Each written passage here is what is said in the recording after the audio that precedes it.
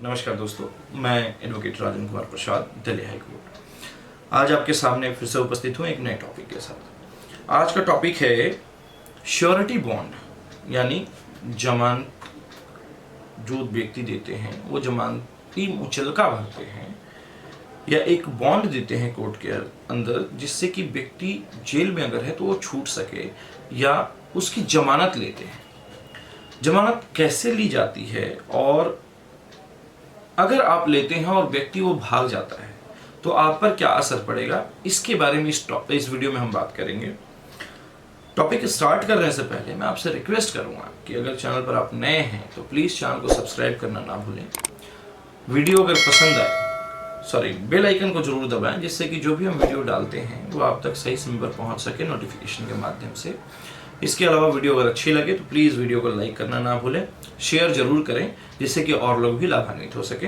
अगर कोई क्वेश्चन इस टॉपिक से रिलेटेड वीडियो देखने के बाद आपके मन में आता हो तो मुझसे जरूर कमेंट के माध्यम से पूछें, जिसका मैं जवाब देने की कोशिश करूंगा। टॉपिक स्टार्ट करते हैं।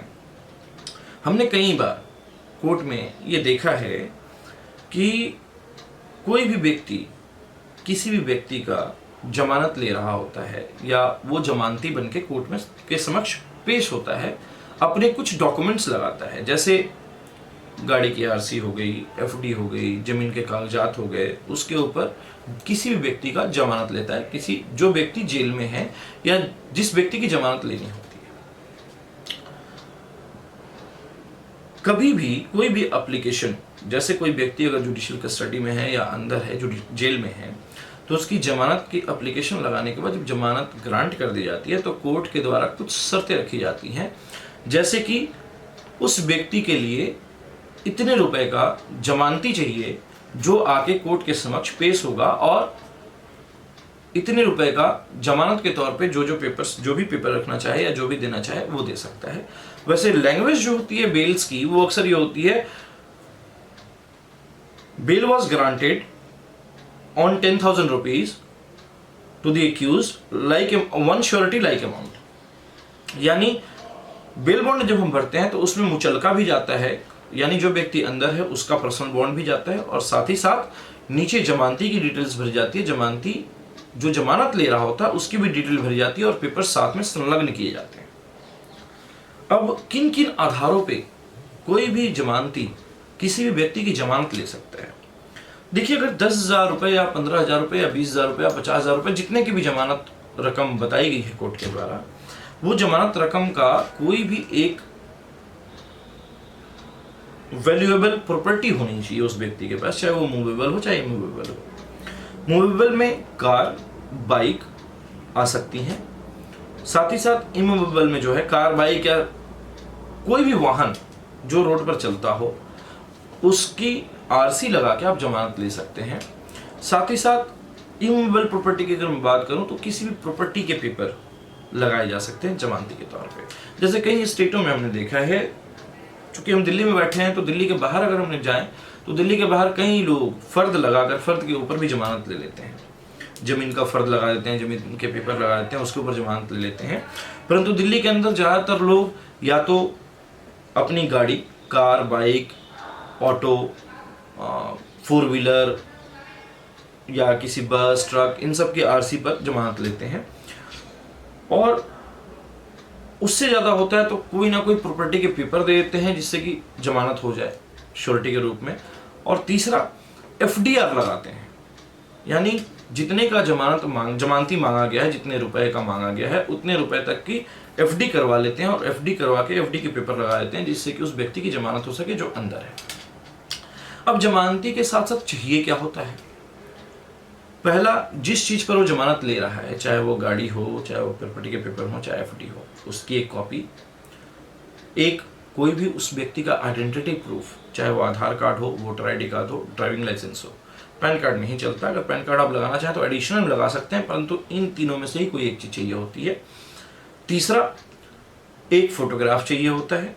दिल्ली के अंदर की बात बता रहा हूँ मैं, दिल्ली में जो हम लगाते हैं, एक फोटोग्राफ चाहिए होती है। कई बार ये तीनों चीज़ें, और बेल बॉन्ड देने के बाद ये तीनों चीज़ें बेल बॉन्ड के साथ चाहिए होती हैं। अगर ये तीनों चीज़ें हम देते हैं, इन तीनों चीज़ें देने के बाद भी कई बार कोर्ट क्या करती है कि उस जमानती का वेरिफिकेशन करवा लेती है कि जो व्यक्ति जमानत ले रहा है या श्योरिटी जो जमानती बन के आया हुआ है, क्या वो जो एड्रेस दे रहा है वो सही है या गलत है। तो इस एवज में जो लोकल थाना जहां से वो व्यक्ति अरेस्ट हुआ है, उस थाने में इस व्यक्ति का श्योरिटी बॉन्ड की कॉपी जाती है। वहां से पुलिस वाला उस व्यक्ति के घर जाता है, घर जाके सारी चीजें वेरिफिकेशन करता है कि हाँ भाई ये व्यक्ति यहाँ कितने सालों से रह रहा है, इसका अपना मकान है नहीं है, इसकी गाड़ी है तो कब खरीदा था, क्या नहीं खरीदा था। इसके अलावा आपके यहाँ आसपास 2 लोगों के आधार कार्ड या आइडेंटिटी कार्ड पुलिस लेती है और उनसे पूछती है कि आप इनको जानते हैं जमानती को या नहीं जानते हैं। ये तो होता है वेरिफिकेशन। कई बार कोर्ट नहीं करवाती है और छोड़ देती है, लेकिन कई बार हमने ये भी देखा है कि छोड़ने के एवज में कोर्ट क्या करती है, ओरिजिनल आरसी या ओरिजिनल एफडीआर रिटेन कर लेती है, यानी कोर्ट के पास रख लेती है, और जब तक ये केस चलता है तब तक वो आपको वापस नहीं मिलता। जब केस खत्म हो जाता है तब आपको वो चीजें जो है वापस मिल जाती हैं। अब मैं बात करूं कि जमानती अगर किसी व्यक्ति की जमानत लेता है और वो व्यक्ति बाद में जेल से छूटने के बाद फरार हो जाता है तो क्या होगा। देखिए 2 चीजें हो सकती हैं। एक, अगर वो व्यक्ति उस व्यक्ति ने जमानती ने अगर जमानत अपनी गाड़ी की आरसी पर ले रखी है या जमीन पर ले रखी है, तो उस व्यक्ति को जितने की जमानत अमाउंट है, उतना जो रकम है जमानत की, उतना उसे कोर्ट के समक्ष देना पड़ेगा।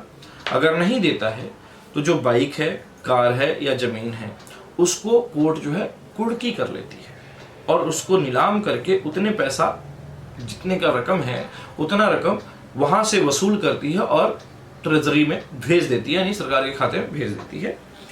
दूसरा, अगर वो व्यक्ति पैसा देने में सक्षम नहीं है या कुर्की नहीं हो सकती है तो उस एवज में उस व्यक्ति को जेल की हवा भी खानी पड़ती है।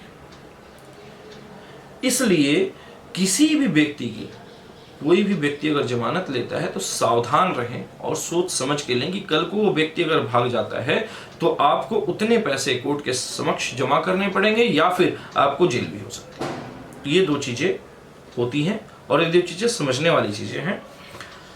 अब कोई व्यक्ति भाग जाता है तो उसके खिलाफ अलग से कोर्ट 82-83 उसको प्रोक्लेम्ड ऑफेंडर डिक्लेयर करती है और उसके खिलाफ एक और नया मुकदमा 174A में ऑफ आईपीसी दर्ज करवा देती है और उसकी भी सजा उतनी ही होती है जितना कि उस पर जो पुराना केस जिसमें उस जमानत उसकी भरवाई गई है जमानती के द्वारा, उसमें भी उतनी ही सजा होती है। जमानती जब तक वो अमाउंट या जो रकम है वो जब तक जमा नहीं करता तब तक उसे बेल नहीं दी जाती या जब तक उससे कुर्की ना कर ली जाए। तो किसी भी व्यक्ति का कोई भी जमानत अगर कोई भी व्यक्ति ले रहा है तो वो सोच समझ कर ले कि कल को वो व्यक्ति अगर भाग गया तो उसके एवज में उसे इतना पैसा या फिर जेल भी जाना पड़ सकता है या उतना पैसा उसको भरना पड़ सकता है। उम्मीद है कि इस बारे में श्योरिटी को लेकर जितने भी सवाल आपके मन में आए होंगे वो सारी चीज़ें क्लियर हो गई होंगी। अगर नहीं क्लियर हुई हैं तो आप कोई भी क्वेश्चन आपके अगर मन में आ रहा हो तो आप मुझसे कमेंट के द्वारा पूछ सकते हैं। अंत में मैं आपसे फिर से एक बार रिक्वेस्ट करूंगा कि प्लीज़ अगर चैनल पर आप नए हैं तो प्लीज़ चैनल को सब्सक्राइब करना ना भूलें, साथ ही साथ बेल आइकन को जरूर दबाएं जिससे कि जो भी हम वीडियो डालें वो आप तक सही समय पर पहुंच सके।